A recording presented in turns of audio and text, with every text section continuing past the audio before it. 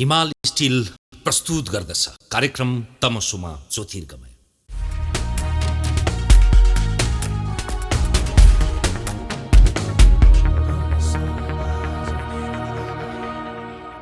दर्शकबिन नमस्कार। कार्यक्रम तमसुमा ज्योतिर्गमयको यो विशेष श्रृङ्खलामा यहाँलाई हार्दिक स्वागत छ। नेपाली कांग्रेसको महाधिवेशन सम्पन्न भएको करिब 2 साता भइसकेको छ। पुस्तान्तरण मात्रै होइन, रूपान्तरण भन्ने गरिएका दुईजना उमेरले राजनीतिमा धेरै ठुलो फरक पार्दैन, तर भनिएको दोस्रो पुस्ताका तेस्रो पुस्ताका युवा भनिएका पात्रहरूका कारणले कांग्रेसले चाहिँ नयाँ जीवन नवीकरण अथवा एउटा ऊर्जा पाएको छ भनेर त्यो सञ्चार भएको छ। यो चाहिँ शङ्काको सुविधा होला, यो कति उपलब्ध हुन्छ भन्ने कुरा हो। त्यसकै निर्वाचित महामन्त्री विश्वप्रकाश शर्मा हामीसँग हुनुहुन्छ। स्वागत छ विश्वप्रकाशजी। धन्यवाद। सबभन्दा सुरुमा बधाई शुभकामना। धेरै धन्यवाद। तपाईको महाधिवेशनमा निर्वाचित भए पश्चातको यो पहिलो अन्तर्वार्ता पनि भएका कारणले अलिकति यो महाधिवेशनको परिणामलाई समीक्षाबाट जाउँ। यसको परिणामका दुईटा संकेत देखिए। एउटा त पुस्तान्तरण मन पराएको देखियो र अर्को पूर्ववत गुटहरूलाई भञ्जन गर्ने देखियो। यसको के संकेत हुन सक्छ? अब दुईटै कुरा एकसाथ भएको छ। परम्परागत रूपमा चाहिँ स्थापित जे विचार समूहहरू छन् त्यो विचार समूहको बलियो उपस्थिति त देखियो नै हैन, तर सँगैमा कांग्रेसभित्र जबरजस्त ढङ्गले रूपान्तरणको लागि पनि भावना चाहिँ विकसित छ, भ्रूणका रूपमा विकसित छ। त्यो व्यक्ति अमुक साथीहरू आउने बित्तिकै त्यो रूपान्तरण भइसक्यो होइन, त्यो रूपान्तरणको लागि एउटा भ्रूणको विकास भएको छ र त्यो दिशामा लक्षित हौ, अगाडि बढ र त्यसलाई जोगाएर जाऊ। मूल नेतृत्वलाई पनि त्यो सन्देश छ र हामी जो विजयी भएर आएका छौँ हामीलाई पनि त्यो सन्देशका रूपमा छ। त्यसकारण अब परम्परागत रूपमा रहेका जे मनोवैज्ञानिक या चाहिँ राजनीतिक या प्राविधिक रूपमा रहेका विचार समूहहरू हुन् ती विखण्डित भइसके त्यो पनि होइन, अथवा प्रथम र अन्तिम तिनै हुन् र त्योभन्दा बाहेकको उठेको स्वरहरूको अर्थ छैन त्यो पनि होइन। अब एक खालको चाहिँ साझा मनोविज्ञानका साथ जानुपर्ने अवस्थामा नेपाली कांग्रेस पार्टी छ। तपाईलाई आफैलाई पनि विश्वास थिएन होला कि देउबा क्याम्पमा भएको मान्छे लगातार प्रवक्ता भएर कांग्रेसलाई नै देखिने सुनिने बोलिने बनाउनु भएको थियो। प्रधानमन्त्रीका रूपमा पार्टी सभापतिका रूपमा उहाँको व्यक्तित्वलाई ओझिल्याउने काम गर्नुभएको थियो। जति तपाईँको उपस्थिति प्रवक्ताका रूपमा हुन्थ्यो त्यसले जति उहाँलाई फाइदा पुग्थ्यो देउबालाई त्यति देउबासँग लहस्यो भनेर तपाईँलाई बेफाइदा पुगिरहेको थियो भनेर भन्थे। यो प्रश्न त्यही गोठबाट उठेर महामन्त्री जितेको हारेको भए मैले सोध्या भए तपाईँ उत्तर दिनुहुन्न थियो। अब त्यो उत्तर दिन सजिलो ठाउँमा हुनुहुन्छ। जति बेला लाभ पाउनु पर्ने थियो, लाभ पाउने बेलामा चाहिँ एकदमै निर्दयीपूर्ण रूपमा तपाईँ गलत्याउने भयो। त्यसैले यो कुरालाई चाहिँ कसरी हेर्ने होला? पार्टीको म प्रवक्ता हुनु पूर्व केन्द्रीय कार्य समितिको सदस्यका रूपमा थिएँ। सभापतिज्यूले एउटा उपयुक्त जिम्मेवारी निर्वाह उनले गर्न सक्दछन् भन्ने विश्वास गरेर दिनुभयो। त्यसका लागि मैले उहाँप्रति आभारी रहने र मैले मेरो जिम्मेवारीलाई गहिरोसँग बुझेर उभिने मेरो कर्तव्य छँदै थियो। तर सँगैमा यो सत्य के थियो भन्दाखेरि भने म प्रवक्ताका रूपमा चाहिँ नेपाली कांग्रेस पार्टीको प्रवक्ता बनेको थिएँ। सभापतिले मनोनयन गर्ने त वैधानिक व्यवस्था भयो। झन् मेरो कर्तव्य के हुन्थ्यो भने नेपाली कांग्रेस पार्टीलाई तत्कालीन सन्दर्भमा केन्द्रीय कार्य समितिले बैठक बसेर टुङ्गो नगरेका विषय होस् या तपाईँको महासमिति महाधिवेशनहरूले गरेका विषय या नगरेका कतिपय विषयहरू होस्, त्यसलाई सार्वजनिक रूपमा पार्टीको विषयलाई राख्नुपर्ने मेरो कर्तव्य, मेरो जिम्मेवारी थियो। त्यो जिम्मेवारी निर्वाह गर्दै गर्दा अब विश्वप्रकाश के भन्छ भन्ने खालको स्वाभाविक रूपमा चाहिँ उठ्ने प्रश्नहरू पनि थिए। त्यसबेला मैले भनेको थिएँ कि म प्रवक्ताबाट रिटायर्ड हुन आएको होइन र म प्रवक्ताको काम गर्दैछु, मलाई काम गर्न दिनुहोस्, म के भन्ने कुरो ठिक समयमा भनौँला भन्ने थियो। त्यो ठिक समय जब भदौ 24 गते बिपी जन्म जयन्तीको दिन सुन्दरीजल गएँ, मैले त्यहाँबाट घोषणा गरेँ। त्यो घोषणा गर्दै गर्दाखेरि म यो विचार समूहबाट उम्मेदवार बन्छु त्यो सम्भावना छँदै थियो। त्यो विचार समूहबाट म उम्मेदवार बनिन भने पनि म उम्मेदवार बन्छु भन्ने कुरा चाहिँ फेरि उत्तिकै दृढताका साथ निश्चित थियो। झन् परिस्थितिले एक खालको अवस्था बनायो। त्यो अवस्थालाई सहजतापूर्वक लिएर जानुपर्ने र आफूलाई अग्रसर बनाएर जिम्मेवारी निर्वाह गर्न जानुपर्ने भन्ने चाहिँ कर्तव्य मलाई भित्रैबाट आयो अथवा देशभरिका साथी भाइहरूको सुझावका साथ आयो, मैले त्यसलाई निर्वाह गरेँ। अब जितिसके पछाडि फेरि त्यही पात्रलाई सभापति मानेर अर्को महाधिवेशनसँग जानुपर्ने भएका कारणले देउबाजीसँग कुनै तुस भत्कोस केही पनि छैन? त्यसो भए बिल्कुलै छैन। यस्तो हो नि, तपाईँको के हो भने महाधिवेशनले जे निर्णय दिएको छ त्यो निर्णय विश्वप्रकाश शर्मालाई उपविजेताको रूपमा बनाएको थियो भने पनि मेरो कर्तव्य, मेरो सङ्गठनका प्रति, अहिलेको समयका प्रति निर्वाह गर्ने सन्दर्भमा उत्तिकै गम्भीरता हुन्थ्यो, उत्तिकै दायित्वबोध हुन्थ्यो। पदले दिएको जिम्मेवारी एक खालको हुन्छ, पदले नदिएको जिम्मेवारी बोध अर्को खालको हुन्छ। मैले त्यो जिम्मेवारी बोधमा जानु पर्थ्यो। तर महाधिवेशनले जसरी विश्वप्रकाश शर्मालाई महामन्त्रीको रूपमा निर्वाचित गरेको छ र त्यो कुरो सभापति शेरबहादुर देउवालाई सहजतापूर्वक स्वीकार्य छ भनेपछि महाधिवेशनले सभापतिका रूपमा उहाँलाई ल्याएको विषय या अरू कुनै पनि साथीले ल्याएको विषयलाई उत्तिकै सहजता र हार्दिकतापूर्वक स्वीकार्य बनाएर त्यो कार्यसमितिभन्दा बाहिर धेरै महत्त्वपूर्ण नेताहरू छुट्नु भएको छ। प्रतिस्पर्धामा मभन्दा योग्य साथीहरू, योग्य मेरा आदरणीय व्यक्तित्वहरू बाहिर हुनुहुन्छ र उहाँहरूको मतलाई गाँच्नु नसक्दा उहाँहरूको मनलाई गाँसेर काङ्ग्रेस कसरी बलियो बनाएर जाने भन्ने सन्दर्भमा महामन्त्रीको रूपमा मेरो गम्भीरता रहनुपर्छ भन्ने लाग्छ। तपाईलाई अनुमान थियो कि करिब करिब यो त स्वतन्त्र प्रकाशमानजी कहाँ त एउटा प्यानल बन्ने भनेर भएको मात्रै हो, त्यो स्वतन्त्र हैसियतको उम्मेदवारी नै थियो। स्वतन्त्र हैसियतको यो उम्मेदवारी सम्भवतः महाधिवेशनमा अरू पार्टीमा त कल्पनै हुँदैन थियो, कङ्ग्रेसमा पनि भूतो न भविष्यति जस्तो देखिँदैछ। त्यो तपाईँलाई अनुमान थियो कि एउटा चोटले रनाले यति बेला उठिएन भने यति बेला उपविजेता भए पनि हुन्छु भन्ने थियो? के थियो त्यो मनोविज्ञान तपाईँलाई त्यो अघिल्लो दिनसम्म मनोनयन दर्ता गरुन्जेलसम्म? अब यसो थियो, तपाईँको म नेपाल विद्यार्थी सङ्घको राष्ट्रिय अध्यक्ष हुनु अगाडि आजभन्दा 25 वर्ष अगाडि नेपाल विद्यार्थी सङ्घको महामन्त्री थिएँ। त्यो महामन्त्रीबाट यो महामन्त्रीसम्म आइपुग्दै गर्दा 25वटा वर्ष गुज्रिएका छन् र यो गुज्रिँदै गर्दाखेरि म डोल्पा, मनाङ र बाजुरा यो 3वटा जिल्लाभन्दा बाहेक अरू जिल्लाहरू कैयौँ जिल्ला दोहोऱ्याएर तेर्याएर भौतिक रूपमै पनि पुगेको र कर्णालीका उकालहरू हुन् या रोल्पाबाट हिँड्दै रुकुमतर्फ गएकाहरू हुन् या मधेसमा चाहिँ मधेस विद्रोहको बेलामा चाहिँ बिपीको शालिग ढाल्दै गर्दा पुगेका बेलाहरू हुन्, कार्यालय जलाउँदै गर्दा पुगेका बेलाहरू हुन्। म एक ढङ्गको सम्पर्कमा त थिएँ।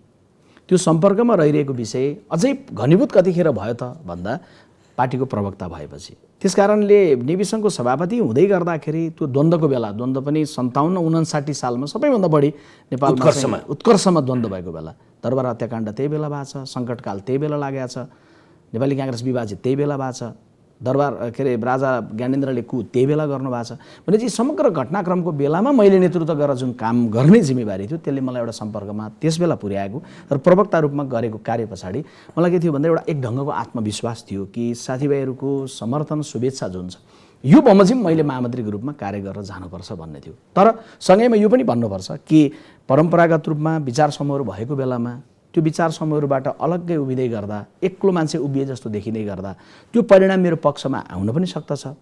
त्यो मेरो लागि एउटा खुसीको र जिम्मेवारी बोधको कुरो हुन्छ, नआउन पनि सक्दछ। आएन भने महाधिवेशन प्रतिनिधिहरूले दिनु भएन भने पनि म मेहनतपूर्वक काममा लाग्छु भन्ने कुरामा चाहिँ म दुईटै कुरामा थिएँ। यद्यपि मेरो पर्याप्त आत्मविश्वासले मलाई मैदानमा साथीहरूको साथ समर्थन अनुहारमा पढ्दै गरेका भावअनुसार तिमीलाई यो जिम्मेवारी हामी दिन्छौँ भनेर भनिँदै गरेको मनोविज्ञानमा पढिरहेको थिएँ, जसले मलाई उम्मेदवार बन्नलाई प्रेरित गरेको थियो। हुन त अब तपाईँ अथवा गगनजीको भन्दा उमेरभन्दा छिटो पार्टी सभापति बिपी कोइराला हुनुभएको थियो, त्यो त 70 वर्ष अगाडिको कुरा भयो। तर आज चाहिँ यो यिनीहरूले बोल्छन् रहर मात्रै हो, महामन्त्रीमा देखिँदैन भनिएको थियो। अब सम्भवतः यही गति हो र तपाईँहरूले यो 4 वर्षमा गर्नुभएको कामका कारणले त्यसप्रति तपाईँहरूलाई सद्भाव र उत्साह प्रोत्साहन भयो भने तपाईँहरू दुईजना मध्ये एकजनालाई सभापतिमा देख्ने सम्भावना त्यो असम्भव सम्भावना होइन, त्यो सुनिश्चित जस्तै हो। त्यसो भनिरहँदाखेरि अहिले तपाईँहरूका आम कार्यकर्ताहरूलाई यो धन्यवाद दिने एउटा उपक्रम पनि होला। कस्तो कङ्ग्रेस बनेछ आज त्यसो भए? अब तपाईँको प्रश्नको दुईटा पाटोमा जाउँ। एउटा चाहिँ 15औं अधिवेशनतर्फको केही प्रक्षेपण जस्तै तपाईँले थोरै गर्नुभयो। अब त्यसमा मैले भन्ने चाहिँ कुरा के हो भने यात्रीजी, राजनीतिमा एउटा आकाङ्क्षा हरेकले बोक्दै गर्दाखेरि पनि राजनीतिमा एउटा खराबी के हुन्छ भने उसलाई जे जिम्मेवारी तत्काललाई दिइएको छ त्यो जिम्मेवारीका प्रति गम्भीरता कम हुने र त्यसपछि अब के बन्ने भन्ने हुने र कुनै शुभेच्छा राखिरहेको साथीले पनि यसपछि तिमी यो हुन्छौ कि त्यो हुन्छौ भनेर त्यता आकलनतर्फ लाग्ने। मलाई लाग्छ कि सिँढीको माथिल्लो खुड्किलोमा टेक्नु अगाडि अहिले जहाँनिर टेकिएको छ त्यहाँबाट ठिक ढङ्गले सही ढङ्गले टेकेर जाने कुरा र तत्कालको सन्दर्भमा रूपान्तरित काङ्ग्रेस र राजनीतिमा रूपान्तरण गरेर एउटा बाटोमा मुलुकलाई काङ्ग्रेसलाई लिएर जाने कुरामै बढी केन्द्रित हुँदै गर्दा भोलिको विषय 15औं अधिवेशनमा पुग्दै गर्दा ठिक समयमा ठिक विषयमा प्रवेश हामी गर्ने नै छौँ, गरौँला नै। अब काङ्ग्रेस कस्तो भन्ने कुराको सन्दर्भमा चाहिँ के हो भने विश्वप्रकाशभन्दा 2 दशक जेठो, अझै 2.5 दशक जेठो पार्टीको सभापति हुनुहुन्छ होइन। 2.5 दशक जेठो सभापतिजीसँग कार्य गर्दै गर्दा कामको स्पिरिटको सन्दर्भमा कतिपय फरकहरू हुन्छन्। यो बेलामा विश्वप्रकाश या गगन थापा, मभन्दा अझै मेरो कान्छो भाइ साथी नेताहरूको सर्कलसँग सभापतिजी र हाम्रो बिचको समन्वय हुँदै गर्दा त्यसले एउटा सौन्दर्य के दिएको छ भने उहाँको अनुभव लामो अनुभव, उहाँका राम्रा पक्षको हामीलाई केही ज्ञान, उहाँका कमजोरीहरूको केही हामीलाई प्रकाश, त्यसले हामीलाई लाभान्वित गर्छ। अर्को, सभापतिजीलाई त्यतिकै के उपलब्ध छ भने युवाहरूको देश भएको छ नेपाल, सङ्ख्या युवाहरूको बढी छ, यत्रो ठुलो सङ्ख्या छ र त्यो सङ्ख्याले चाहिँ साथमा नेपाली काङ्ग्रेसमा उभिँदै गर्दा सभापतिजीलाई के साथ छ भने यो पुस्ताको विश्वप्रकाशहरू उभिँदै गर्दाको साथ छ। त्यसैले मैले सार्वजनिक रूपमा कसैलाई भन्नु पर्यो भने मैले पोखरा कार्यक्रममा बोल्दाखेरि पनि भने काङ्ग्रेस कस्तो हो भनेर सोच्दै गर्दा घरमा बस्नुभएको कुनै पाएको बाले म चाहिँ पाएको हुँ र यो देशको सबैभन्दा पाएको अनुभवी नेतृत्वको साथमा उभिन चाहन्छु भन्यो भने पनि काङ्ग्रेसको सभापतिको रूपमा हुनुहुन्छ। होइन, म राजनीतिक दलहरूभित्रमध्ये पदाधिकारी तहमा, मुख्य पदाधिकारी तहमा सबैभन्दा बढी कम उमेरका युवाहरू कहाँ छन् भनेर उभिनु पर्यो भने पनि काङ्ग्रेसमा उभिए हुन्छ, किन त्यहाँ विश्वप्रकाश र गगनहरू छन्। त्यसले गर्दै गर्दा काङ्ग्रेस अब के भएको छ भने नेपाली समाजको जे बनोट हो नि पाको र युवाहरूको बिचको फ्युजन भएर जाने सन्दर्भको जुन हो त्यस सन्दर्भमा चाहिँ उचित ढङ्गको एउटा बनोटमा पुगेको छ। तपाईँले महाधिवेशन अगाडि र बारम्बार भन्ने गर्नुभएको थियो यो पुस्तान्तरण मात्रै होइन रूपान्तरण। यसको अर्थ तपाईँले वर्तमानका कुन कुन रूपप्रति असहमत जनाउनु भएको र रूपान्तरणका लागि के कस्ता कार्ययोजनाहरू सम्भव गर्दै हुनुहुन्छ पार्टीभित्र पनि र देशभित्र पनि? अब पार्टीभित्रको सन्दर्भमा तपाईँले भनेको प्रश्नमा दलमा रूपान्तरण, देश रूपान्तरणको अनिवार्य शर्त भनेर मैले 42वटा बुँदा मङ्सिर 1 गते चितवनमा सार्वजनिक गरेको थिएँ। अर्को, देशमा समग्र भन्दै गर्दाखेरि हिजो राजनैतिक परिवर्तन, अब राजनीतिमा परिवर्तन भनेर मैले असोज 3 गते संविधान दिवसको दिन झापा बिर्तामोडमा सार्वजनिक गरेको थिएँ। मलाई लाग्छ कि यो व्यवस्था ठिक छ, यो व्यवस्था जे अव्यवस्थाहरूको कारण आलोचित छ त्यो अव्यवस्थाहरूको अन्त्य अहिलेको प्रधान कार्यभार हो। त्यो भनिरहँदै गर्दाखेरि राजनीतिक दल जसलाई हामीले भरोसा गर्दछौँ, यो दल भन्नुहोस् त्यो दल भन्नुहोस्, मेरो दल आफ्नो ठाउँमा छ, अरू पनि दलहरू छन् नि, दलहरूको बिचको प्रतिस्पर्धा छ नि, दलहरूको रूपान्तरणको विषय, दलहरूको घरेलु जीवनलाई व्यवस्थापन गर्ने विषय, उसको सदस्यताको प्रणालीको विषय, उसको भातृ संस्थाहरूको व्यवस्थापन गर्ने विषय, उसको निर्णय प्रक्रियाको चाहिँ अपनत्वको दायरा बढाउने विषय, यस्ता विषयहरू दलहरूभित्रको हामीले रूपान्तरण गर्नुपर्ने विषयहरू छन्। दलहरूलाई प्रविधिगत हिसाबले आधुनिक बनाउने विषय, प्रवृत्तिगत हिसाबले सुसंस्कृत बनाउने विषय, प्रविधि र प्रवृत्तिको यो कुराको दलहरूको सन्दर्भ हो। अब देशको सन्दर्भमा भनेको त के हो भने ठुला राजनीतिक परिवर्तनहरू चाहिँ गर्न सक्ने राजनीतिक दलहरू आफूभित्रको परिवर्तनलाई सम्भव बनाएर यो व्यवस्थामा उब्जिएका कहाँ कुनाबाट के कुरामा प्रश्न उठ्छन् त्यसलाई हल नगर्ने हो भने त्यसले के गर्छ भने प्रश्न व्यवस्थाप्रति बनेर जान्छ। गल्ती व्यवस्थाको छैन, व्यवस्थाको नभएर व्यवस्थापकहरूको छ। हामीले व्यवस्था बदल्यौँ तर व्यवस्थापन बदल्न सकेनौँ। झन् मलाई के लाग्छ भने म्यानेजमेन्टको त्यो पार्ट हो कि सरकार सञ्चालनको सन्दर्भमा के नगर्दा हुने भन्ने हुन्छ नि, के गर्ने मात्रै होइन के नगर्दाखेरि एउटा सरकार अलोकप्रिय हुनबाट जोगिन्छ भन्ने हुन्छ नि। अथवा मेरो हजुरबाको पालामा पनि एउटा सिडिओ कार्यालयमा जाँदै गरेको चाहिँ एकजना गाउँले दाइले सिडिओ कार्यालय छिर्दै गर्दा थर्र डराउनु पर्ने, मेरो बाबाको पालामा पनि जाँदै गर्दा अलिकति कम डर तर डराइरहनु पर्ने, र विश्वप्रकाशको पालामा पनि सिडिओ कार्यालयमा जाँदै गरेको एउटा सामान्य आदरणीय गाउँले दाइ या दिदीले त्रास राख्ने हो भने त रूपान्तरणको कुरा त त्यहाँ पुगेन नि त। मलाई के लाग्छ भने मनोवैज्ञानिक रूपमा, व्यावहारिक रूपमा, सामाजिक रूपमा धेरै रूपान्तरणका विषयहरू छन् जसलाई एकदमै धेरै, अब कोही कुनै दलको महामन्त्री पदमा आयो सम्पूर्ण हुन्छन् भन्ने होइन, यसको लिमिटेसन छ नि, तर त्यसको एडभोकेसी त्यस्तो अपेक्षाले त तपाईँहरूलाई अत्याइरहेको होला के? यिनीहरू त अब जादुको छडी जस्ता हुन्, यो गगन र विश्व भनेको, अब यिनीहरूले जे पनि गर्छन् भन्ने त्यो अतिशयोक्ति अपेक्षाले त त्यसले त ठुलो बोझ थप्छ नि। अब अपेक्षा राख्ने कुरा स्वाभाविक हो, तर राखिएको अपेक्षामा के कुरा बुझिदिन छ मैले विनम्रतापूर्वक तपाईँ मार्फत आज म पार्टीको महामन्त्री भएपछि पहिलो पटक कुनै टेलिभिजनबाट अन्तर्वार्तामा छु। राजनीतिक रूपमा अन्तर्वार्ता टेलिभिजन मात्रै होइन अनलाइन कुनैमा पनि पहिलोपटक छु। यद्यपि विश्वप्रकाश शर्माको हालसालैको अन्तर्वार्तामा उहाँले भन्नुभएछ धर्मको बारेमा यो भनेर एउटा अलग्गै त आएको त रिमर त कसैले अफवाह त मलाई आलोचना भइरहेको विषय, प्रशंसा भइरहेको विषय आफ्नो ठाउँमा छ। तर तपाईँको अहिले चाहिँ भन्दै गर्दाखेरि के हो भने मैले पहिलोपटक बोल्दै गर्दा भन्दै गरेको विषय यो समग्रतामा राजनीतिमा रूपान्तरणको विषय नै अहिले प्रधान विषय हो र राजनीतिमा रूपान्तरण भयो भने समग्र कुराहरूको हल भएर जान्छ। र जाँदै गर्दाखेरि विश्वप्रकाश शर्मा या गगन थापा या कसैलाई पनि कुनै जिम्मेवारीमा ल्याउनु भएको छ भने तपाईँले केमा ल्याउनु भएको छ, तिनको लिमिटेसन के हो? तपाईँले दिने बेलामा स्कुटरको चाबी दिनुहुन्छ तर उसँग रकेटको स्पिड खोज्नुहुन्छ भने त्यो प्राप्त हुन्न नि त। एउटा राजनीतिक दलको महामन्त्रीको कार्यभार के हो, उसलाई विधानले दिएको कति छ, अथवा उसको तत्काल उसको टेबलमा अघिल्तिर रहेको राजनीतिक कार्यभार के छ या उसको क्षमता के छ भन्ने कुरो, यो तीनवटै कुरालाई एकसाथ हेर्नुपर्ने हुन्छ। तपाईँले जिम्मेवारी राख्नु भएको छ एउटा ठाउँमा, तर समग्रतामा अब देशको समग्र मान्ने चाहिँ प्रत्यक्ष निर्वाचित कार्यकारी राष्ट्रपतिका रूपमा अधिकार दिए जस्तो उसैले सबै गर्छन् भन्ने जस्तो राख्नु बिल्कुलै हुँदैन। त्यसकारण हामीसँग राखिने अपेक्षालाई बडा सम्मानपूर्वक ग्रहण हामी गर्दछौँ, तर सँगैमा त्यतिकै विनम्रतापूर्वक मैले भन्दा के भन्छु भने मलाई बनाउनु भएको पार्टीको महामन्त्री हो, एउटा राजनीतिक दलको महामन्त्री बनाउँदै गर्दा उसको टेबलमा उसलाई विधानले दिएको अधिकार क्षेत्रको सन्दर्भमा ऊ इमान्दार भएर कार्य गर्यो कि गरेन त्यहाँसम्म हेरिदिनु पर्यो। तर समग्र सारा राज्य संरचना, राज्य संयन्त्र, सिङ्गो समाज व्यवस्थामा सम्पूर्ण रूपमा यिनीहरूले आइसके र अब भइहाल्छ भन्यो भने त्यसले के गर्छ भने त्यो बुझाइ पनि गलत हुन्छ अनि त्यसले भोलि एउटा निराशा पनि जन्माउँछ यिनले गरेनन् भनेर। त्यसकारण हामीलाई गर्न दिएको जिम्मेवारी जहाँसम्म हो त्यहाँसम्म गर्ने कुरो दायित्व भयो। त्योभन्दा बढी चाहिँ के हो भन्दा एडभोकेसी गर्ने हो, त्यो विषयहरूको सन्दर्भमा वकालत गर्ने हो, आवाज उठाउने हो, त्यो हल गर्नको लागि कतिपय सूत्रहरूको खोजी गर्ने हो, त्यो चाहिँ निश्चय नै हो। एउटा चाहिँ अन्यमस्यकता अथवा अवसर के हो भने हिजो तपाईँहरू प्रश्न गर्ने ठाउँमा हुनुहुन्छ पार्टीभित्रै, अझ अहिले त सत्तामा पनि हुनुहुन्छ, अहिले तपाईँहरू उत्तर दिने ठाउँमा हुनुहुन्छ। प्रश्न गर्ने ठाउँमा र उत्तर दिने ठाउँको बिचको चाहिँ तात्विक फरक के रहेछ? तपाईँले यो 10-15 दिनमा के महसुस गर्दै हुनुहुन्छ? अब यो चाहिँ कस्तो भने यात्रीजी, पार्टीको प्रवक्ता भएर कार्य गर्दै गर्दाखेरि पनि म जवाब दिने ठाउँमै प्रयत्नशील थिएँ। त्यो त नागरिकलाई, पत्रकारलाई जवाब दिने कुरा थियो। होइन, पार्टीभित्रकै सन्दर्भमा पनि मलाई पदले दिइरहेको सार्वजनिक प्रस्तुतिकरण कार्यकारी पद थिएन नि। अब महामन्त्री हुँदै गर्दाको फरक के हो भने केन्द्रीय कार्य समितिको जुन सङ्ख्या छ अथवा बाहिर जिल्ला जुन छ, 7वटा प्रदेश कमिटीहरू, संसदीय दलहरू छ, ती सबैले हेर्दै गर्दाखेरि सभापति र महामन्त्री भनेर हेरिरहेको अवस्था हुन्छ। हिजो चाहिँ अब के गर्ने भन्ने कुरामा म आफै लाग्थेँ होला।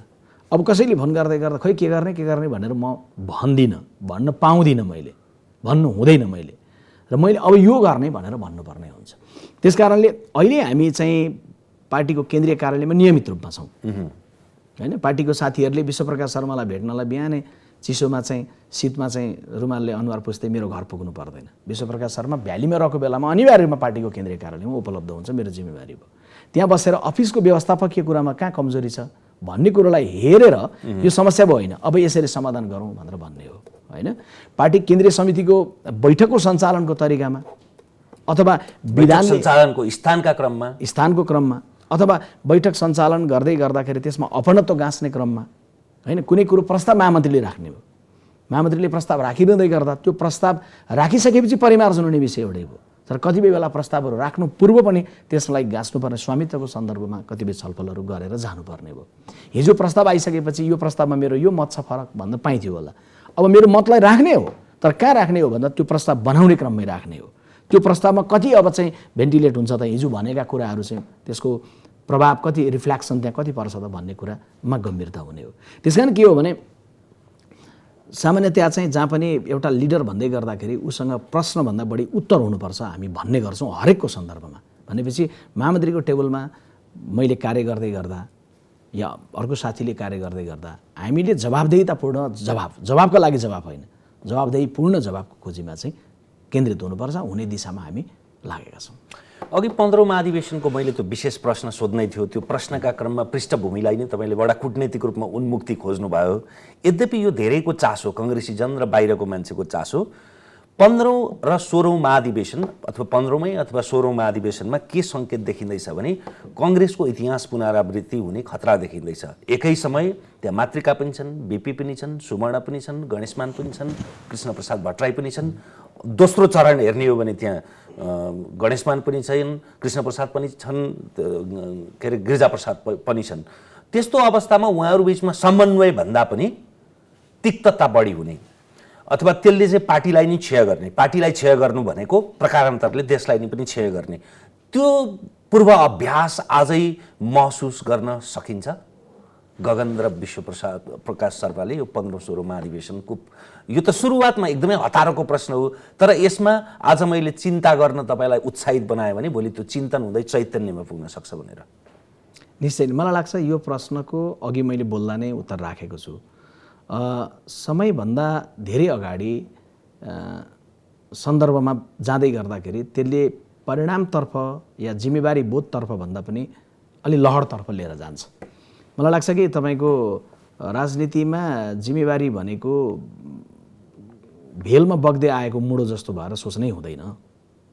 अहिले हामी एउटा भेलमा पनि छौँ, तर त्यो कस्तोमा छौँ भन्दाखेरि धेरै खालका अप्ठ्यारोहरूको बिचबाट धेरै खालका जिम्मेवारीहरूको भेलमा, त्यो भेल भनेको त्यसलाई अहिलेको जे टास्क हो त्यो टास्कमा सम्हालिनेतर्फ नलागेर अलि पर गएपछि अर्को नाउँ भेटिनेछ भन्ने कुरो आकाङ्क्षामा त हुन्छ नि, अलि पर गएपछि नाउँ भेटिन्छ। तर अहिलेको यो जिम्मेवारीको जे भेल छ यसलाई सही परिपक्व ढङ्गले हल गर्नुपर्छ। र यति चाहिँ हो, यदि तपाईँले समग्रतामा नभनेर मलाई केवल ममा केन्द्रित भएर भन्नुहुन्छ भने हिजो कुन कुन कालखण्डमा पार्टीको कुन कुन नेतृत्व पङ्क्ति दुईतिर उभिएर भएको द्वन्द्वले, त्यो द्वन्द्वबाट ग्रसित केही कथाहरू पनि छन्। त्यो द्वन्द्वलाई सही ढङ्गले हल गर्दा विकसित अध्यायहरू पनि छन्। केबाट लाभान्वित हुने विश्वप्रकाशहरूले, केबाट दीक्षित हुने, समयले के माग गरेको छ भन्ने कुराको सन्दर्भमा चाहिँ म गहिरो गम्भीरता चाहिँ राख्ने नै छु, एकदमै राख्ने छु। किनभने नेपाली काङ्ग्रेस पार्टीको महामन्त्रीको जिम्मेवारी देशभरिका साथीहरूले मलाई दिँदै गर्दा सबै खाले विचार समूहहरूभन्दा फरक उभिएर दिनुभयो नि त। सबै खाले चाहिँ गुटको उँटबाट ओर्लेर चाहिँ विश्वप्रकाश लेखेको नाममा गएर छाप लगाउनु भयो नि त। मैले उहाँहरूको आकाङ्क्षालाई, उहाँहरूको भावनालाई मैले ठेस पुर्याउनुहुन्न। त्यो भनेको के हो भने सिङ्गो काङ्ग्रेसलाई सही ढङ्गले जाने सन्दर्भमा तिमीले आवश्यकताअनुसार नेतृत्व गर्नु र तिमीले आवश्यकताअनुसार आफूले परिपक्वता राखेर हल खोज्ने सन्दर्भमा तिमी केन्द्रित हुनु भन्ने हो। झन् मलाई लाग्छ कि अहिले मलाई दिएको जिम्मेवारी जे ड्राइभिङ सिटमा राख्नु भएको छ, ड्राइभिङ सिटमा राख्ने कर्तव्य महाधिवेशन प्रतिनिधिले पुरा गर्नुभयो। महाधिवेशन प्रतिनिधि मात्रै होइन, महाधिवेशन प्रतिनिधिलाई गाउँबाट भनेर पठाउने क्षेत्रीय प्रतिनिधिहरू जो मतदाता हुनुहुन्न थियो होला, जिल्लाका साथीहरू या बाहिर रहेका बौद्धिक क्षेत्रका साथीहरू या सञ्चार माध्यमका साथीहरू या पर बसेर लेखिरहनु भएको कुनै बौद्धिक व्यक्तित्वले मलाई सुनिरहनु भएको छ भने उहाँहरूले के गर्नुभएको छ भने ड्राइभिङ सिटमा हामीले तिमीलाई राखेका छौँ, अब स्टियरिङ कतिखेर कसरी घुमाउने, एक्सिलेटर कति दबाउने भन्ने सन्दर्भमा तिमीले गहिरो हेक्का राख भन्नुभएको छ। त्यसैले मलाई के लाग्छ भने तपाईँले उठाएको भोलिको विषयलाई पनि अहिलेको विषयलाई पनि बडा संयम र बडा परिपक्वताका साथ सम्बोधन गरेर जानुपर्छ। मैले धेरै खालि विगतको कुरा गरौँ भन्नु होला, तर अब आउने कुरा गर्न पनि त धेरै छैन नि त।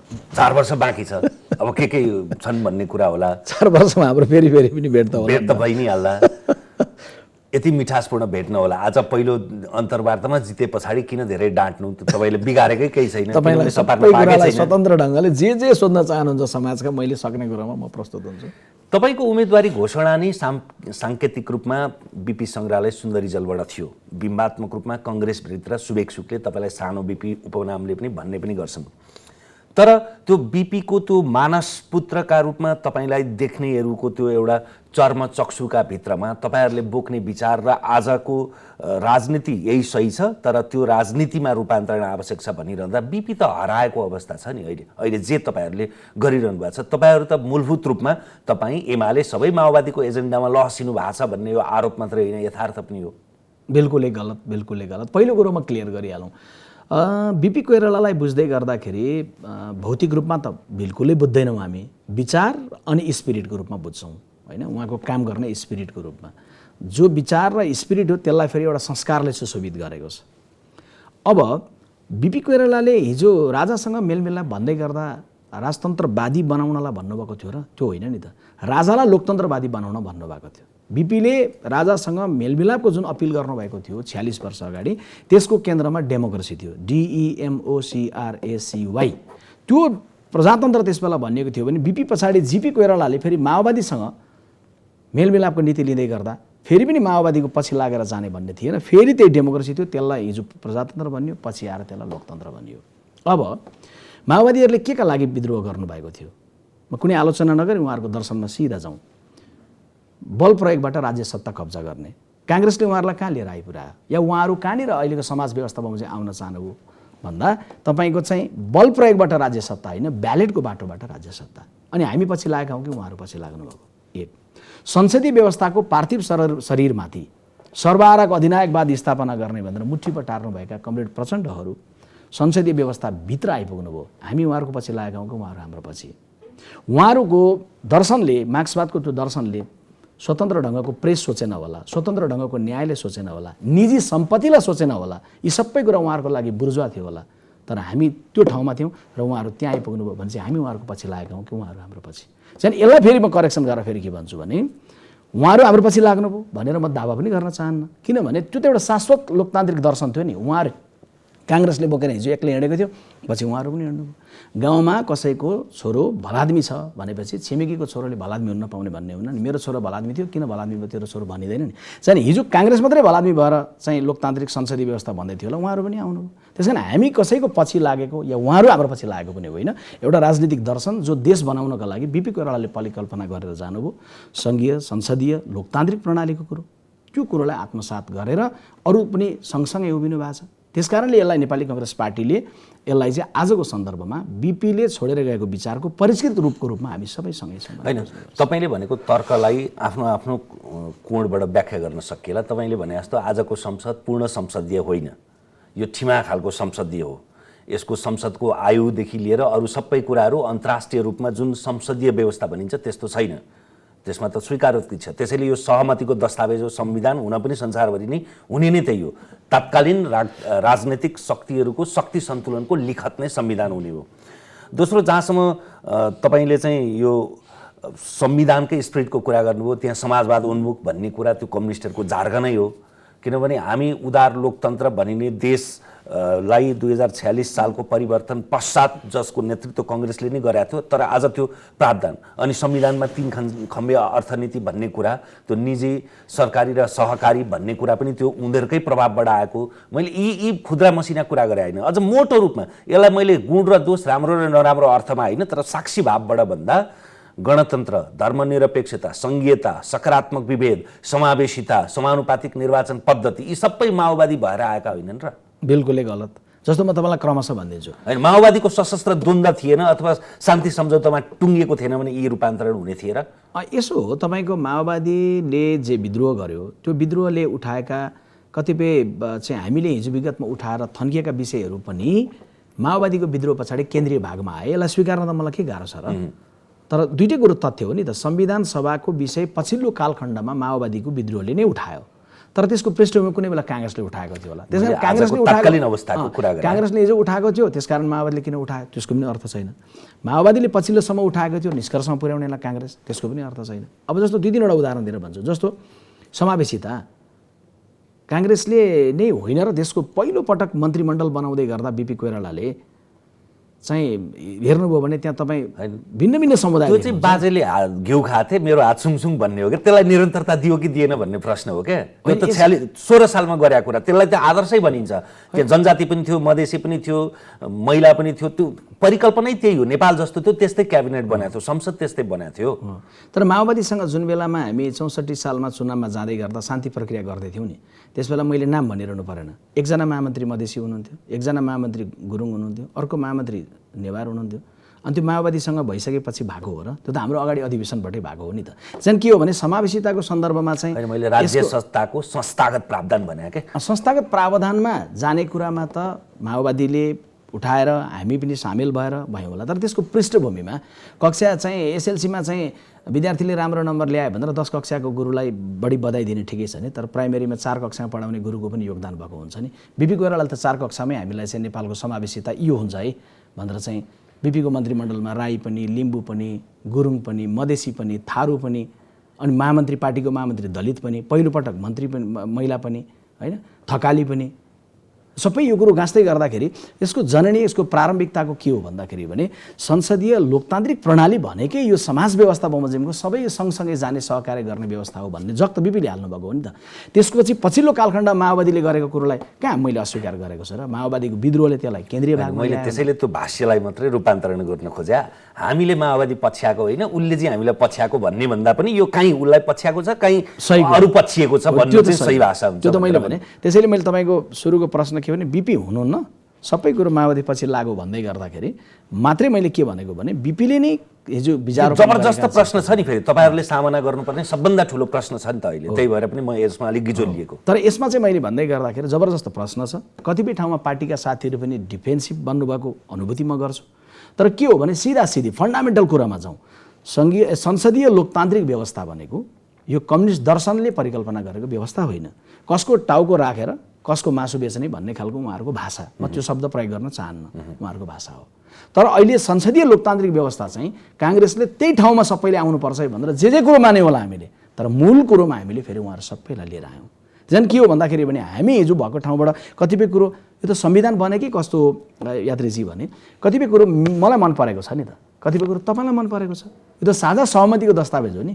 कुनै कुरो माओवादीका हामीले मान्यौँ, कुनै हाम्रो कुरो माओवादीले मान्यो, यो त स्वाभाविक हो। तर मेजर कुरो के हो त भन्दा यो संसदीय लोकतान्त्रिक व्यवस्थाभित्रैबाट सबैले जित्न सकिन्छ है। यही व्यवस्थाभित्रबाट पक्ष विपक्ष सबैले नेतृत्व गर्न सक्दछन् र यसैभित्र सबै समुदाय भाषा भाषीको पहिचानलाई सुरक्षित गर्न सकिन्छ।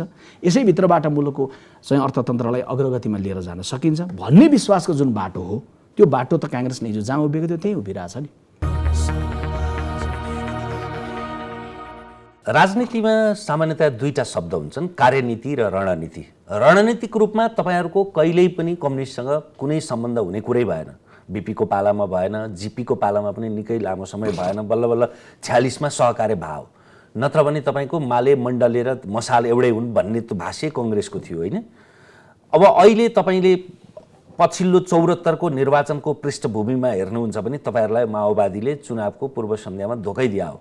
एकातिर स्थानीयमा सहकार्य गर्यो, पछि अर्कोसँग सहकार्य गरेर अगाडि बढ्यो।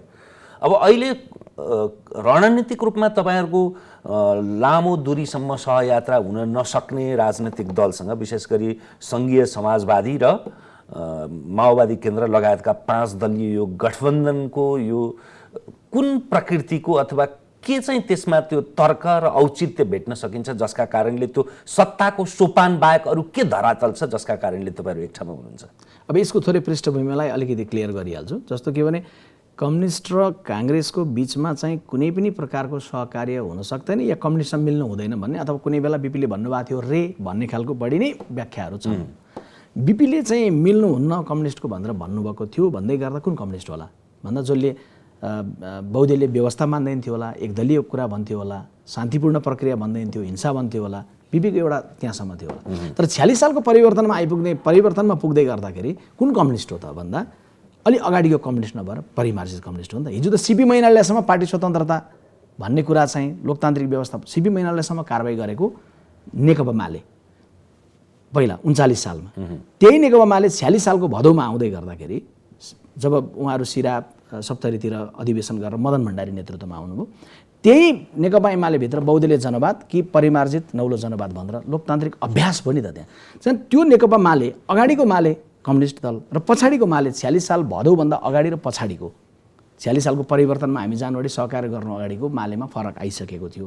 त्यो माले जो जनमतसँग धोका भनेर हिँडिरहेको थियो र त्यो माले जो 46 सालमा बहुदलको लागि सँगै उभिएको थियो। झन् कम्युनिस्ट भन्दै गर्दा कसरी पनि नहेरौँ भने शास्त्रीय रूपमा भएको कम्युनिस्टको कुरो एउटा छ, अर्को चाहिँ के भने रूपान्तरित हुँदै गएको बदलिँदै गएको मार्क्सवादको सृजनात्मक प्रयोग र विकास गरौँ भनेर मदन भण्डारीले भनेर गएको चिजलाई बोक्दै गएको बिचमा त फरक छ नि। झन् मिल्ने हुने र नहुने भन्दै गर्दाखेरि के बिर्सिनु भएन भने हामीले राजाको कालो अधिनायकवादसँग लड्दै गर्दा कम्युनिस्ट दर्शनको एकदलीय अधिनायकवादको रातो अधिनायकवाद हामी बोक्न तयार छैनौँ भन्दा पनि नमिल्ने हो त। तर उहाँहरू पनि रूपान्तरित र हामी सँगसँगै सहकार्य गरेर जान सक्ने कुरामा मिल्ने कुरालाई राजनीतिक परिवर्तनको लागि साझा एजेन्डाका लागि हिजो हामी कम्युनिस्ट भन्दैमा फेरि माओवादी र एमाले जुन त्यसको पृष्ठभूमि माले भन्नु हो, तिनीहरू उत्तिकै लोकतान्त्रिक छन् त आजका दिनमा? तिनीहरूको अभ्यास, तिनीहरूको संरचनादेखि लिएर तिनीहरूको चुन्ने प्रक्रियादेखि लिएर तिनीहरूको इतिहास? अब यसो हो नि, तपाईँको हामी धेरै चाहिँ यो देशमा डेमोक्रेट्सहरू छौँ, कम्युनिस्ट पार्टीभित्र या काङ्ग्रेसभित्र पनि। डेमोक्रेट्स हुनु र डेमोक्रेटिक हुनुको बिचमा फरक हुन्छ। त्यसलाई दलका रूपमा मात्रै पनि नहेरौँ। माओवादीलाई चाहिँ लोकतान्त्रिक कि एमाले लोकतान्त्रिक भन्ने विषयमा म जान चाहन्न। तर यो कुरो त सँगैमा के कुरा पनि उहाँहरूले नै आफै विश्लेषण गर्दै गर्दाखेरि पनि प्रचण्ड निक्लिसक्नु भएको थियो, माधव नेपाल निक्लिसक्नु भएको थियो, वामदेव हुनुहुन्न थियो, झलनाथ हुनुहुन्न थियो, के जरुरी थियो लिस्ट बाँडेर यही लिस्ट मात्रै भोटाला भन्नलाई कमरेड केपी ओलीलाई? अनि त्यो लिस्ट भन्दै गर्दाखेरि त्यो लिस्टभन्दा बाहिर गएर घनश्याम भुसालहरूलाई मात्रै दिनु नपर्ने चाहिँ पार्टीका एमाले कार्यकर्तालाई के बाध्यता थियो? कुन डेमोक्रेटका रूपमा केपी ओली भने मैले संस्थागत रूपमा चाहिँ भने दुईटा पार्टी। त्यसकारण मैले भने के हो भने अहिले हरेक संस्थाहरू चाहे काङ्ग्रेस होस्, चाहे एमाले होस्, चाहे माओवादी होस्, सबै संस्थाभित्रको तीव्रतर लोकतान्त्रिकरण जरुरी छ। नेपाली काङ्ग्रेस पार्टी तुलनात्मक रूपले हामी चाहिँ बढी दावा गर्दछौँ, हौँ पनि। हामी फन्डामेन्टल्ली नै के भने लोकतान्त्रिक दर्शनलाई विश्वास गरेको र आफूभित्र उठ्ने प्रश्नलाई प्रोत्साहित गरेको, आफूभित्र हुने विद्रोहलाई प्रोत्साहित गरेको, हामी त्यो खालको अवस्थामा हौँला। चाहिँ यो दल र त्यो दल भन्दै गर्दा उहाँहरू दुईटामा को बढी लोकतान्त्रिक भन्ने कुरा चाहिँ क्रमशः अभ्यासबाट परिष्कृत हुँदै जाने कुरा। उहाँहरूले यो प्रश्न मैले किन गरे भने एमालेको महाधिवेशनमा त त्यो दस्तावेज नै देख्न पाइएन। माओवादीको महाधिवेशनको त्यो दस्तावेजको सार हेर्ने हो भने प्रचण्डजीको दस्तावेजले के भन्छ भने आज पनि उही चुनवाङ बैठकको जस्तो, त्योभन्दा अगाडिको खरिपाटी बैठकको जस्तै अथवा कामीडाँडाको बैठकको जस्तै अवस्थाको उहाँहरू आफैले के अरे संविधान निर्माण गर्नुभयो, आफैले तपाईँको अहिले सत्ता गठबन्धनमा हुनुहुन्छ, सरकारमा हुनुहुन्छ, तर उहाँ आफै महाधिवेशनमा दस्तावेजमा के लेख्नुहुन्छ भने हामी 2/3 मतबाट संविधान परिवर्तन गर्छौँ, होइन सडकबाट संविधान परिवर्तन गर्छौँ भन्ने आज पनि दस्तावेज छ। कि त त्यो दस्तावेजलाई भत्सना गर्नु पर्यो, कि त प्रचण्डजीलाई के गरेको यो हामीसँग गठबन्धनमा हुनुहुन्छ, हामीले बनाएको संविधान अनि अहिले तपाईँ सत्तामा रहने भनेर कि त गठबन्धन टुटाउनु पर्यो, एउटा त गर्नु पर्यो नि। अब यो यस्तो हो, तपाईको फरक फरक मनोविज्ञानहरूको हुँदाहुँदै पनि, फरक फरक विश्वास र फरक फरक दर्शनहरू हुँदाहुँदै पनि हामी राष्ट्रिय भिन्न आवश्यकताको कारण एउटा ठाउँमा उभिएका हौँ, होइन। यो उत्तर सुरुमै भयो भने त त्यो के अरे शब्दलाई आफ्नो तर्कलाई पुष्टि गर्न ती धेरै पृष्ठभूमि आवश्यक पर्दैन थियो नि। होइन, निश्चय नै। यो त के हो भने हामी चाहिँ स्थिरताको शपथ खाएर जनताको बिचमा गएका हौँ। संसद पटक पटक विघटन भइरह्यो, यसले विसङ्गति ल्यायो, त्यस कारणले यसलाई यस्तो व्यवस्थापन गरेर जाउँ, विकल्प हुँदासम्म संसद विघटन नगरौँ भनेर 76-5 को व्यवस्था पनि गरेर गएको। तर यो यथार्थलाई बुझ्दा बुझ्दै पनि उहाँहरू भित्रैबाट प्रहार भएर संसद विघटित हुन्छ, एकपटक अनि दुई पटक विभाजित हुन्छ भने चाहिँ हामी त अहिले सरकारमा जाने म्यान्डेटै छैन काङ्ग्रेसलाई। त हामीलाई त बाहिर बस भनेकै हो भनेर त हामी भनि नै रह्यौँ नि। तर परिस्थिति यस्तो पर्यो कि हामी फेरि सहकार्य गर्नलाई बाध्य भयौँ। त्यो के सन्दर्भमा हो भन्दा कमरेड प्रचण्डको प्रचण्ड पद हामीलाई मन परेर या उहाँहरूले हाम्रो बिपीको विचारलाई चाहिँ अबदेखि आत्मसात गरेर त्यही बाटो हिँडेको भने दल एकीकरण गरेको होइन नि त। यो त विशिष्ट परिस्थितिमा एउटा संरचना, राज्यको सरकारको संरचना बनेको अवस्था हो। यो तात्कालीन विषयवस्तुमा भएको विषय चाहिँ एउटा परिस्थितिको ऐतिहासिक आवश्यकताको विषयको रूपमा मात्रै हो, त्यसलाई त्यसरी नै बुझ्नुपर्छ। यो कुरा चाहिँ अब चुनाव भइरहँदा वैशाखमा निर्वाचनको मिति घोषणा भइसकेका छ स्थानीय तहको, त्यहाँबाट प्रदेशको सङ्घीय चुनाव, सुई चुनावको याम छ। आजको कङ्ग्रेसको म्यान्डेट हेर्दा, आजको तपाईँहरूको महाधिवेशनमा आउनुभएका तपाईँहरूको पात्र र कङ्ग्रेसी जनमतलाई बुझ्दाखेरि हामी एक्लै लड्नुपर्छ। एक त वामपन्थीहरू फुटेको अवस्थामा छ, नेकपा 3 टुक्रामा चोइटिएको अवस्थामा, यस्तो अवस्थामा पनि कङ्ग्रेस एक्लै उठ्न सकेन भने कहिले उठ्ने भन्ने आम मनोविज्ञान छ। तपाईँहरूलाई कुन किसिमको दबाब छ? अब यस्तो हो, तपाईँको उहाँहरू विभाजित भएको बेलामा एक्लै उठ्न सक्ने नसक्ने भन्ने कुरै होइन। उहाँहरू एक भएकै बेला एक्लै उठ्यो भने हामी त्यो त बाध्यता भएर नि सक्ने माओवादीहरू उता मिसिन गए, त्यही भएर। त्यसैले त्यो सक्ने र नसक्ने भन्ने कुरो भन्दा पनि हामीले मूल रूपमा नेपाली काङ्ग्रेस पार्टी हिजो एक्लै उभिएकै हो। अहिले पनि नेपाली काङ्ग्रेस पार्टी सबैसँग सहकार्य गर्नका लागि खुला छ, तर नेपाली काङ्ग्रेस पार्टीभित्र चाहिँ एक्लै उभिनुपर्छ भन्ने मनोविज्ञान बलियो छ। त्यसकारण यो विषयलाई मलाई के लाग्छ भने अहिले हामी सत्ताको गठबन्धनको क्रममा छौँ, सहयात्रीहरू सँगसँगै छौँ। सहयात्रीहरू दलहरूभित्रको जबरजस्त मनोविज्ञान उहाँहरूभित्र के छ भन्दाखेरि भने आगामी निर्वाचनमा चाहे प्रचण्डजीहरू चाहे माधव नेपालजीहरू उहाँहरूको दलभित्र उहाँहरूको खास गरी नेतृत्व पङ्क्ति र उहाँहरूको तलको सदस्य पङ्क्तिको पनि के छ भने काङ्ग्रेससँगै उभिएर हामी जानुपर्छ भन्ने खालको जबरजस्त मनोविज्ञान छ। सत्ता सहयात्रीहरूको त्यो यथार्थ जो मनोविज्ञान छ, त्यो मनोविज्ञानलाई पनि नजरअन्दाज त अहिलेको सत्ताको मुख्य नेतृत्वले गर्न मिल्दैन नि त। तर त्यसको अर्थ त्यो मनोविज्ञान छ र त्यसै बमोजिम हामी निर्णयमा पुगेका छौँ या पुग्नेछौँ भन्ने पनि होइन। हामीभित्रको मनोविज्ञान त प्रधान कुरो हुन्छ नि त। त्यसबेला तत्कालीन सन्दर्भमा निर्वाचनमा जाँदै गर्दाखेरि त्यसबेलाको परिस्थिति, त्यसबेलाको मनोविज्ञान, त्यसबेलाको मुभमेन्ट, त्यसबेलाको आवश्यकताको विषयहरू हुन्छ नि त। नेपाली काङ्ग्रेस पार्टी पहिला अहिले त्यो विषयमा विधिवत रूपमा कुनै विषय केन्द्रीय कार्य समितिमा प्रवेश भएर निर्णय गर्दै गरेको अवस्थामा छैन र नेपाली काङ्ग्रेस पार्टीको महामन्त्रीले सार्वजनिक रूपमा त्यो विषयको सन्दर्भमा ठोस विषय प्रवेश भएर छलफल नभइकन त्यसलाई चाहिँ सार्वजनिक रूपमा कुनै फरक ढङ्गको एडभोकेसी पनि गर्नुहुन्न। मैले यति मात्रै के भन्नुपर्छ भने अहिले हामी सत्ता गठबन्धनमा सँगै छौँ। यो सत्ता गठबन्धन अहिलेको विशिष्ट आवश्यकता बमोजिम निर्माण भएको छ र यो चाहिँ के भन्दाखेरि भने अहिलेको लागि बनेको हो, भोलिको के हुन्छ भन्ने कुरा नयाँ आउँदै गरेको केन्द्रीय कार्य समिति जसले विधिवत रूपमा यो विषय प्रवेश गरेर जान्छ, देशभरिका साथीभाइको भावनालाई बुझेर जान्छ, तत्कालीन राजनैतिक यथार्थ जे परिस्थिति बन्छ बडा परिपक्व ढङ्गले आवेगका साथ होइन, हतारिएर होइन, कमजोर भयौँ बलियो भयौँ उनलाई साथ लिने या छोड्ने भन्ने विज्ञान लिने परिपक्व ढङ्गको हिसाबले काङ्ग्रेसले सोचेर निर्णय ठिक समयमा यो बडा किन अप्ठ्यारो पनि छ भने उत्तर दिनका लागि अहिले तपाईँहरू गठबन्धनमा हुनुहुन्छ, उहाँहरूकै टेको लागेर कङ्ग्रेसको नेतृत्वमा सरकार बनाएको छ, न सरकार बन्ने म्यान्डेट थियो न रहर थियो न आकाङ्क्षा नै थियो, न आकाङ्क्षा हुँदैमा त्यो प्राप्त हुन सक्दथ्यो। त्यस्तो अवस्थामा अहिले एकातिर आम नेता कार्यकर्तालाई निराश पनि पार्नु भएको छैन, हामी गठबन्धनलाई चुनावमा जान्छौँ भनेर त्यो स्पिरिटलाई पनि भाँचिन दिनुभएको छैन, यता गठबन्धनलाई पनि टुट्न दिनुभएको छैन। फेरि चुनावी सरकार त अर्को किसिमको बन्न सक्ने खतरा हुन्छ। फेरि चुनाव भने त यस्तो निर्मम हुन्छ जहाँ त त्यहाँ दर्शन सिद्धान्त आदर्शभन्दा पनि मतदाता चुनाव चिन्ह पार्टी त्यसले ठुलो अर्थ राख्दछ। त्यो त फेरि यथार्थ हो, तपाईँ संसदीय चुनावमा हुनुहुन्छ भने धेरै आदर्शभन्दा पनि त्यो यथार्थलाई आदर्शसँग अन्तर्घुलित गराउन सक्नु चाहिँ व्यावहारिक कुरा हो नि त। त्यसैले यदि तपाईँहरूसँग गठबन्धनका मित्रहरू हुनु भएन भने उहाँ मित्रहरूलाई त कुनै न कुनै टेको त चाहिन्छ। त्यो टेको भनेको तपाईँहरूसँग आउनलाई जसलाई विरुद्ध ठान्नु भएको थियो अब तपाईँहरूलाई विरुद्ध बनाएर त्यता जाने खतरा हुन्छ, त्यो जोखिम पनि मोल्न तयार हुनु भएन। त्यसैले अब यसमा पहिला म के प्रश्न गरौँ भने अहिलेको मान्य नेपाली काङ्ग्रेस एउटा बलियो पिलर हो र उहाँहरू साइडबाट सानो छेसको चाहिँ टेको भन्ने कुरो म मान्दिनँ। काङ्ग्रेस को कारण मात्रै यो सरकार बनेको होइन, यो सरकार बन्नुको पछिल्तिर नेपाली काङ्ग्रेसको भन्दा बढी भूमिका माधव नेपालको होला नि त, कमरेड प्रचण्डको होला नि त। सार्वजनिक रूपमा नेपाली काङ्ग्रेस पार्टीको प्रधानमन्त्रीले देशको नेतृत्व गरिरहेको बेला, त्यो गठबन्धनको संस्कृति बमोजिम अगाडि गइरहेको बेला त्यो प्रधानमन्त्रीको पार्टीको महामन्त्रीले बोल्दै गर्दा के बिर्सिनुहुन्न भने 4वटा पिलरले बनेको यो सरकार हो। यो न हामी उहाँहरूको टेको हौँ न उहाँहरू हाम्रो टेको हो, हामी सहयात्री हौँ, सहकार्य हौँ, सबैको योगदान छ। नेतृत्व हामीले गऱ्यौँ तर सँगैमा माधव नेपालले गर्नुभएको विद्रोह, लिनुभएको रिक्स, कमरेड प्रचण्डले गर्नुभएको चाहिँ फरक मत राख्नुभएको यी कुराबाट बनेको छ। त्यसकारण यो अहिलेको यथार्थ जे छ यो 4वटा पिलरको चाहिँ काङ्ग्रेस, माओवादी, माधव नेपालजीहरू र मधेस केन्द्रित दलहरू र सँगैमा त्यहाँनिरको गाँसिएको छ भन्दाखेरि भने जनमोर्चा पनि चाहिँ यो गाँसिएको चाहिँ कुराको सफलतामा अहिलेको संविधानको सफलता, अहिलेका दलहरूको यो अहिलेका हामीसँग हिजो केपी ओलीजीसँग उठेका प्रश्नहरूभन्दा फरक उत्तर पस्किनुपर्ने हाम्रो जिम्मेवारी यी विषयलाई सम्पादन गरेर जाँदै गर्दाखेरि अब निर्वाचनको समयमा पुग्दा यो यही रूपमा जान्छ अहिले भन्नु हुँदैन, यो रूपमा जाने छैन अहिले त्यो पनि भन्नुहुन्न। यो परीक्षणको क्रममा छ र परिस्थिति बमोजिम यसले कुन आकार लिन्छ भन्ने कुरो ठिक समयमा निर्णय गर्नुपर्छ। तपाईहरू पदाधिकारीमा आइसकेपछि मान्छेले पार्टीमा मात्रै सुधार खोज्दैनन्, सरकारमा अब यसका 3टा चरण हुन्छन्। एउटा त राज्य सत्ताकै परिवर्तन हो, त्यो सजिलो कुरा होइन तर फेरि गर्नुपर्ने रणनीतिक कुरा त्यही नै हो।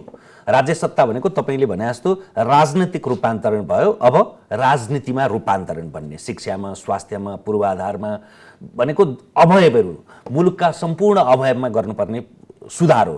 त्यो भनेको हार्डवेयरमा पनि सुधार हो, सफ्टवेयरमा पनि सुधार हो। तपाईँ मालपोत जाँदा पनि अनुभूति हुन सकोस् र सडकमा हिँड्दा पनि अनुभूति हुन सकोस्, दुईटै किसिमको। शिक्षा, स्वास्थ्य, रोजगारी जस्ताको एउटा रणनीतिक विषय भयो। अर्को दैनन्दिन सरकार सञ्चालनको विषय भयो, सरकारले गर्ने पर्फर्मेन्स, त्यसको चुस्तता, तपाईँको अनियमितता रहित र सँगसँगै जवाबदेहीपूर्ण हुने, र तेस्रो पार्टीको। यी 3टै कुरामा आज बुदागत रूपमा के गर्न सकिन्छ। तपाईँहरू आइसकेपछि आज आउनुभयो, आएर यसको तपाईँहरूले यो पुष्पन छर्न सक्नुभयो भने त्यो पल्लवन चाहिँ क्रमशः हुँदै जान्छ। त्यसैले अरू 10-15 वर्षमा हामीले कस्तो नेपाल देख्न पाउँछौँ? अब यो तपाईँको प्रश्नमा आजको विषय, भरेको विषय, भोलिको विषय र सुदूरको विषय, समग्र विषय छ हैन। यसमा मलाई के लाग्छ भने एउटा छोटो अन्तर्वार्तामा यो समग्र विषय आँट्ने भएन, लाक्षणिक केही कुराहरू भन्नुभयो। जस्तो साङ्केतिक रूपमा त भन्न सक्नु पर्यो। जस्तो कि नेपाली काङ्ग्रेस पार्टी मुलुकलाई 10 देखि 15 वर्षभित्रमा चाहिँ एउटा समुन्नत नेपाल बन्ने सपना देख्दछ भने नेपाली काङ्ग्रेस पार्टीले आफ्नो रूपान्तरण जबरजस्त ढङ्गले रूपान्तरणको विषयलाई सम्बोधन गर्ने एउटा विषय छ।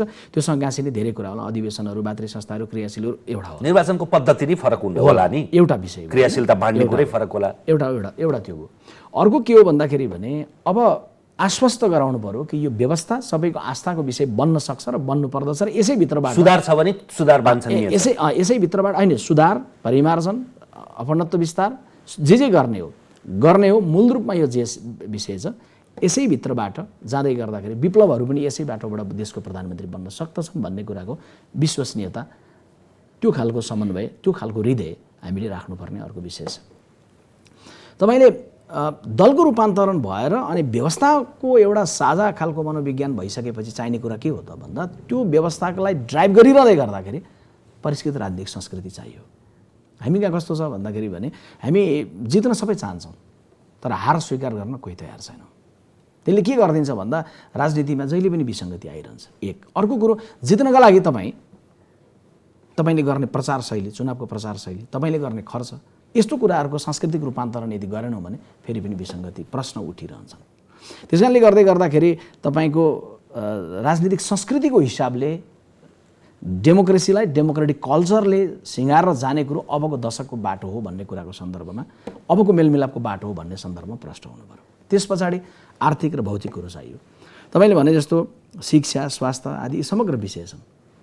त्यो कतिखेर सम्भव हुन्छ? यी समग्र विषयहरू समृद्धिका लागि धेरै असरल विषयहरू हल कतिखेर सम्भव हुन्छ भन्दा तपाईँले लगानी गर्ने क्षमता बढाउनु पर्यो। राष्ट्रको ढुकुटीमा त्यो अनुसारको व्यवस्था हुनु। त्यसको लागि के चाहियो भन्दा संसारभरिका लगानीकर्ताहरूलाई नेपालमा आऊ, लगानी गर। चन्दा चाहिएन हामीलाई, एकछिनलाई दानको एउटा समय बनाउला, 10 वर्षसम्म दान लिने भनौँ। अहिले हामी 78 सालमा छौँ, 88 साल, ल 90 साल, अबको 12 वर्ष दान सबै ल्याउँला अरे। तर देशले भन्नु पऱ्यो नि 90 सालको दिनमा उभिएर चाहिँ 2090 सालमा गएर कि हामी नेपाल देश अब कसैको पनि दान लिँदैनौँ है, अनुदान लिँदैनौँ है, र हामी चाहिँ तपाईँलाई लगानी गर्नलाई चाहिँ फेरि सबैलाई निम्त्याउँछौँ है भन्नु। लगानीको सुनिश्चित वातावरण देशमा, बरु लगानी गर्नुभयो भने तपाईँलाई 10 वर्ष, 20 वर्ष, 25 वर्ष कर छुट दिने, के गर्ने, यति आधारभूत रूपमा यो परिवारको ल्याउनु पऱ्यो, यतिलाई रोजगारी दिनु पऱ्यो भन्ने शर्त राखौँला पऱ्यो।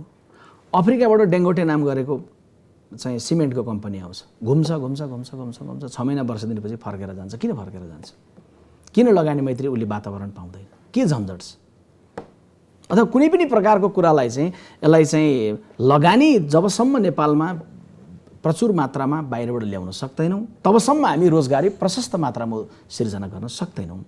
त्यसैले अब देशले हिँड्ने बाटोमा के भन्दै गर्दा यो पाटो भन्दै गर्दा एउटा वाक्यमा भन्न चाहन्छु, नीतिगत सुनिश्चितताको बाटो। नीतिगत रूपमा यो देशले हिँड्ने हाइड्रोको सन्दर्भको नीति के होला, बाटोको सन्दर्भको नीति के होला, रोजगारी सिर्जनाको नीति के होला। नीतिगत अनिश्चितता, अस्थिरता, राजनीतिक अस्थिरता भइरहेर पनि तपाईँको देशले नीतिगत सुनिश्चितता भयो भने अगाडि बढिरहन्छ। 442 दिनसम्म बेल्जियममा सरकार बनेन, निर्वाचन सकिएपछि 3-4 वर्ष अगाडि। तर 442 दिनमा एक दिन मात्रै पनि कहीँ प्रशासनिक र कुनै सामाजिक कुरामा असर परेन, किन एउटा सिस्टमले चलिरहेको थियो। झन् के हो भने नेपाल देशले अहिले के हो भने राजनीतिमा रूपान्तरण, दलहरूको रूपान्तरण, राजनीतिक संस्कृतिको, नवीन संस्कृतिको विकास, लगानी ल्याउने वातावरणको निर्माण, लगानी ल्याउँदा कहाँ कुन अवस्थामा चाहिँ अब्स्टेकल छन्, राष्ट्रिय स्वार्थलाई केन्द्रमा राखेर, नेपाल देशको हितलाई केन्द्रमा राखेर, अनि त्यस पछाडि लगानी मैत्री वातावरण भइसके पछाडि त्यस पछाडि पुँजीगत बजेटलाई लगानी त हुने भयो, हामीले बजेट पनि बनायौँ हैन। जापानले भन्दियो कि 1 वर्षको पैसा सबै लगेर नेपालमा प्रयोग गर, तर खर्च गर्ने बेलामा अहिले बनाइएका 12, 14, 15 खरबका बजेटमा पनि 30%, 35% खर्च गरिराखेर बाटोहरूले हिस्सा पर हाँसिरहेको अवस्था भएर हामी बनाउन सक्दैनौँ। झन् कामको शैलीमा पनि के गर्नु पर्यो भने 8 घण्टा गरेर अब रूपान्तरण गर्नु पर्यो। हामी 24 घण्टामा बिहान 9 देखि 5 सम्मको 8 घण्टा काम गर्छौँ। सूर्य अस्त नेपाल मस्त, पिएर होस् नपिएर होस् नेपाल सुत्यो। किन त? धनी राष्ट्र अमेरिका राति पनि काम गरिरहेको हुन्छ अनि गरिब राष्ट्र नेपाल साँझ परेपछि सूर्य अस्त नेपाल मस्त किन त? 24 घण्टामा 3 वटा 8 घण्टा छ, 8 घण्टा। यो 3 वटा 8 घण्टालाई निर्माणको जगतको सन्दर्भमा आगामी तत्कालै नहोला, तर आगामी निर्वाचनपछि कसरी जान्छ देश भनेर भन्दै गर्दा तपाईँले मलाई सोध्दै गर्दा मैले भन्नु पऱ्यो भने हामी त्यो दृष्टिकोण बनाएर जान्छौँ कि निर्माणको सन्दर्भमा चाहिँ पुँजीगत बजेट खर्चै हुन सकेन भन्ने अवस्था रोक्ने र पुँजीगत बजेट खर्चलाई चाहिँ निर्धारित गरिएको विषयलाई बढाएर जाने हो भने काम चाहिँ अब 3 सिफ्टमा अनिवार्य रूपमा गरेर जानुपर्छ। झन् यी सबै कुराको लागि के हो भन्दाखेरि भने मुख्य रूपमा राजनीतिक लिडरसिपले त्यो राजनीतिक वातावरणै बनाउनुपर्छ। त्यो वातावरण बनाउने दिशामा अहिले हामी क्रमशः जाँदैछौँ र त्यो बाटोमा देशले चाहिँ यो व्यवस्थालाई बलियो बनाएर अब अव्यवस्थाको पहिचान गर्नु पर्यो। अव्यवस्था के हुन् त? कुनै युवक किन रिसाउँछ त? वैदेशिक रोजगारीको लागि काठमाडौँ आउने भने सुरु गर्दा घरबाट निक्लिँदा गेटैमा ठगिन्छ, उसले व्यवस्थालाई प्रश्न गर्छ। पासपोर्ट बनाउन जाँदै गर्दा सिडिओ कार्यालयमा जाँदै गर्दा उसले मिठो बोली प्राप्त गरेन, उसले व्यवस्थालाई गाली गर्छ। काठमाडौँ आइपुग्दै गर्दा मेन पावर कम्पनीबाट अलिकति ऊ ठग्यो, व्यवस्थालाई गाली गर्छ। एयरपोर्टमा जाँदै गर्दा ठिक ढङ्गले क्लियरेन्स त्यहाँनिर भएन, 10वटा कुरा उसलाई गरेर उसको डकुमेन्ट हुँदाहुँदै निरुत्साहित गरे, उसले व्यवस्थालाई प्रश्न गर्छ। खाडीमा पुगिसक्दा काम पाउनेलाई भनेअनुसारको काम पाएन, उसले व्यवस्थालाई प्रश्न गर्छ। भनेअनुसारको तलब पाएन, व्यवस्थालाई प्रश्न गर्छ। दोष त युवकको होइन, व्यवस्थालाई प्रश्न गरिरहेको त्यो युवकको दोष होइन, दोष हाम्रो हो कि उसलाई त्यो सहज वातावरण हामी किन बनाउन सकिरहेका छैनौँ। र फेरि सहज वातावरण भन्दै गर्दा यहाँबाट खाडीसम्मको सहज वातावरण होइन। बाबुको पुस्ता, हजुरबाबुको पुस्ता खाडीमा गयो भने नातिको पुस्ताले देशमै काम गर्ने गरी लगानी प्रशस्त भित्रियाएर रोजगारीको सिर्जना गर्ने अवस्था बनाएर यहीँनिर रोजगारीको वातावरण बनाउँदै गर्दा पनि अघि भने जस्तो अब्स्ट्रकल कहीँ नआउने सहज बाटो बनाउनु भनेको चाहिँ अव्यवस्थाको अन्त हो, व्यवस्थाको अन्त्य होइन। व्यवस्था चाहिँ त्यही सङ्घीय लोकतान्त्रिक गणतन्त्रात्मक व्यवस्था हो, तर त्यहीँभित्रको अव्यवस्थाको अन्त्य हो। अब अन्त्यमा जाँदा जाँदै जसरी अहिले महाधिवेशनमा जितेर तपाईँहरूको लोकप्रिय छवि थप जोजोल्यमान भएको छ, अबको 4 वर्ष पछाडि यही टेबलमा यसरी नै अन्तर्वार्ता गरेर तपाईँहरूको 4 वर्षे कार्यकाल समीक्षा गरेर 15औं महाधिवेशनको तयारी गरिरहँदा त्यो चमकलाई, त्यो आभालाई, त्यो लोकप्रियतालाई कायम राख्न सक्नुहुन्छ, बढाउन सक्नुहुन्छ अथवा त्यो स्खलित हुन्छ? अब अहिले आएको प्रश्न चाहिँ मलाई लाग्छ अघिको प्रश्नलाई रिप्लेस गरेर आउनु पर्ने प्रश्न चाहिँ यो हो कि 15औं अधिवेशनमा तिमी यो उम्मेदवार बन्छौ कि बन्दैनौ भन्ने प्रश्नले भन्दा यो प्रश्नले विश्वप्रकाश शर्माहरूलाई निरन्तर घोच्नुपर्छ। र यो तपाईँले उठाएको प्रश्नका प्रति म या मेरो पुस्ताका साथीहरू हामी इमान्दार रहनु भनेको हामी के बन्छौँसँग सम्बन्धित होइन, हामी केही बनौला नबनाउला। बिपीले भन्नुभएको वाक्य म उद्धृत गर्न चाहन्छु यात्रीजी, तपाईँको अनुमतिले, कि बिपीले भन्नुभएको थियो हामी मन्त्री आउँला, प्रधानमन्त्री आउँला, ठुला महलमा बसौँला, कालो गाडी चढौँला, झन्डा फहराउँला भनेर राजनीतिमा लागेका होइनौँ। हामी नेपाली जनताको मुहारमा मुस्कान ल्याउनका लागि राजनीतिमा लागेका। त्यस कारण मेरो प्रयत्न सम्पूर्ण रूपमा केमा रहन्छ भन्दा त्यो मुस्कान ल्याउने कुराको सन्दर्भमा मेरो भागको जवाबदेही था। म फेरि विनम्रतापूर्वक सबै आदरणीय दर्शक श्रोता यात्रीजीको कार्यक्रममा महामन्त्री भएपछिको पहिलो अन्तर्वार्तामा यो पनि भन्न चाहन्छु कि कसैलाई तपाईँले केही जिम्मेवारी जहाँ दिनुहुन्छ त्यो जिम्मेवारी दिँदै गर्दाखेरि तपाईँले दिएको जिम्मेवारी भित्रबाट उसको मूल्याङ्कन र उसको समीक्षा गर्नुपर्छ।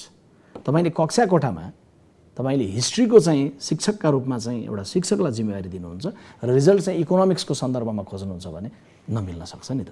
जहाँ राजनीतिक रूपमा चाहिँ फेरि के स्वतन्त्रता छैन भन्दाखेरि भने मेरो जिम्मेवारी यो हो यति मात्रै भन्छ। अलिक बढी खोजिएको कुरालाई पनि हामी बुझ्दछौँ, तर बुझ्दै गर्दा सँगैमा विनम्रतापूर्वक भन्दछु म कि मलाई दिएको जिम्मेवारी जो छ, जुन मत महाधिवेशन प्रतिनिधि दिनुभएको छ र महाधिवेशन प्रतिनिधि मार्फत धेरैको मत व्यक्त भएको छ, महाधिवेशन प्रतिनिधि नआएका साथीहरूको पनि, बौद्धिक क्षेत्रको मान्छेको पनि, काङ्ग्रेसभन्दा पर रहनुभएको शुभचिन्तकको पनि, मिडियाको पनि, त्यो हरेक मत र हरेक मनप्रति इमान्दार भएर कार्य गर्ने प्रयत्न म गर्छु। हस्, 4 वर्ष पछाडि यसरी नै हाँसमुख भएरै प्रश्न गर्न पाइयोस्। हस्, तपाईँलाई जवाबदेही उत्तरदायी बनाऊ र प्रश्नमा कर्कशता ल्याउनु नपरोस्। समय र सम्वादका लागि धन्यवाद। धेरै धन्यवाद यात्री। नमस्ते। हामीसँग हुनुहुन्थ्यो नेपाली कङ्ग्रेसका नवनिर्वाचित महामन्त्री विश्वप्रकाश शर्मा। आजलाई तमसुमा ज्योतिर्गमयको यो श्रृङ्खला यति नै। हेर्दै रहनुहोला AP1। नमस्कार।